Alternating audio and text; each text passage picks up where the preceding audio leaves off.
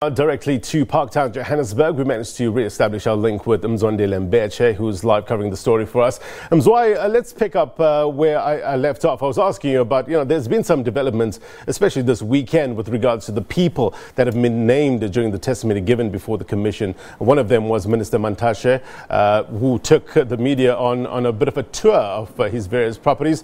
The other one was Minister Mokonyane, who she has confirmed to Sophie Mokoena this weekend that she has written to the Zondo Commission requesting the submission that has mentioned her name. So what I'm saying is that, we could see more people coming forward that have been named, taking the stand and giving their side of the story.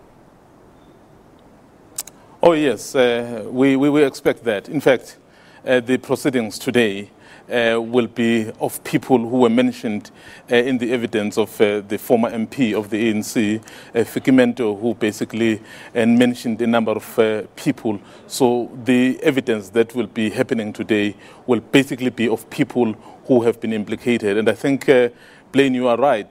Those people who feel really hurt by the evidence and who feel they've been unjustly named or mentioned in these proceedings would probably want their side of the story. I mean, we heard that Minister Mokonyane basically said she has written to this commission to request the documents where her name was mentioned. And we saw also the chairperson of the ANC, Mantashe, taking the media to his properties here in Gauteng and, of course, in the Eastern Cape, basically showing them that perhaps some of the things that were being said here don't necessarily correlate with what is there at his house. I mean, I remember Leroux basically saying the cost to the security and the fencing at Mantashe's property amounted to something like 300,000, but then we heard yesterday, I mean, the former head of security at Mantashe basically saying, so whatever he bought to install the security at the house of Mr. Mantashe was just around 10,000. So you are likely, Blaine, to see many of the people who would want to come out and state their side of the story. Because remember, so this kind of evidence could really be used against some of those people. I mean, we already know that the head of the NPA, the Shamila Patohi, at some point would request a meeting with the chairperson of this commission to really discuss some of the things that are coming out of here. And because you can't perhaps wait until the commission finalizes its work when there is a clear evidence that some of the wrongdoings was done and you need to take action. So today we have Vytjie Mentor back at the commission. She is apparently expected to be on the stand for about 2 days, I understand. Absolutely. Remember, before the cross-examination begins by those who she implicated, she will still need to conclude her evidence. When she left the stand last year, so it was made clear that the evidence was not closed because there were a number of areas that the commission still wanted to investigate. I can just mention perhaps one or two of those that the commission made clear. So remember when she said she came to Johannesburg to meet the Guptas, she basically said she used an SAA flight. So, and then she was able to give an indication in terms of when she used those.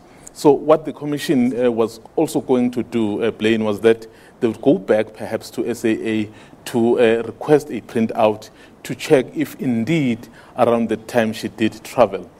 And as far as conducting or rather setting up the meeting is concerned, she mentioned the name of Lakela Kaunda, who worked at the presidency, basically saying she got a call from Lakela Kaunda, and then when they were interacting, so they were using, I think, the SMSs with their cell phone.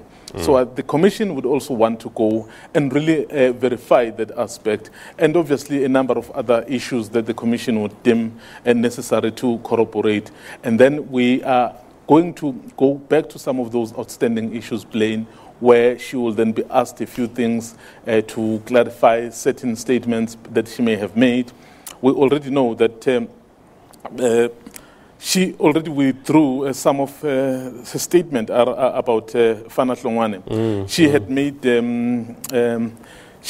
in fact, when she got to the stand, she had spoken about Brian Hlongwa, and then she said she actually, in her book actually, and then she said she actually meant Fana Hlongwane. So that kind of confusion. So when it was actually Fana Hlongwane, then she said she went back to internet and then she checked to say, no, that actually was not the person that she was referring to, but then she still stuck to her story that I think it was a tall, dark man that she had met on that plane going to China. So we will hear some of those things, the plane, and then it will be her concluding her evidence, and then from there, then the opportunity to cross-examine will happen. And remember, this will be the first time since the commission started where we will hear people who cross-examine the witness who would have taken the stand. Yeah, interesting times ahead. Mzwai, do we have any updated information as to who will cross-examine Vytjie Mentor? It appears it will be the lawyers for, I think, Duduzane and possibly for Fana Hlongwane as well. But I assume the legal team, or rather the lawyer for Ms. Kaunda, could perhaps be given an opportunity to also cross-examine, because I think those are some of the people we know that they applied to make a cross-examination. Yeah. So the people really who would have wanted to do this the most, Blaine, are the Gupta brothers. But you and I know that the Gupta brothers are somewhere in Dubai. Yes, they are somewhere in Dubai. As a result, they have tried to make an application to come and, well, to cross-examine, but they don't want to come to South Africa. They have said they don't believe in the I would say in the justice system here, because they are basically saying the Hawks are quite incompetent. I mean, that's what they've been saying. So they feel once they land here, they would be arrested, and that arrest will amount to nothing as a result. So they don't want really to waste their time. But the judge has made it clear to say, even if, remember, you have about 14 days to make an application if you are mentioned. But I think the judge has been very generous in this instance, basically saying, well, he understands what those Gupta brothers are saying. But if they feel that they do need to come and clear their name and state their case, the opportunity will be given to them, because they've really been at the center of what has been happening here. So I think everyone really would want to hear from them. I mean, if every person with regards to Gupta comes here and says, I did this because of the Gupta, I did this because of the Gupta, I mean, it's natural, Blaine, that you would want to hear what that individual name mentioned is going to say. But as matters stand now, so they would not be afforded that opportunity because they can't come to South Africa. So those who are here, who have used that opportunity, will be the ones who are using that opportunity. Yeah, look, it's up to the Deputy Chief Justice, the chairperson of the Commission, to grant cross-examination. But it seems that he wants people who apply for cross-examination to actually come to the Commission and testify. So you know what he basically wants, Blaine. Let's say you get mentioned here that you did A, B, C, or D, and if you really say no, that's not true, you must come and tell us to say no, I actually did not do A, B, C, or D. I did E, F, G.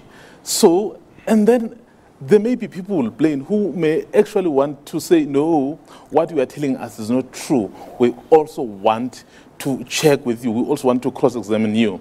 That is why they are saying, so if you want to cross-examine anybody here, you must make an application and give your alternative version, so that that version as well could be tested like anybody else. So to check the veracity of your statement, I mean, whatever you would have told the Commission, whatever you would have told the nation, should also be tested so that there is fairness in this whole process. So that is basically the principle that is being used here to say you are mentioned, you dispute it, come with your alternative version, but know that that version as well, someone can come and test it. Yeah. Are we expecting a full week of testimony, Mzwai? What have you heard?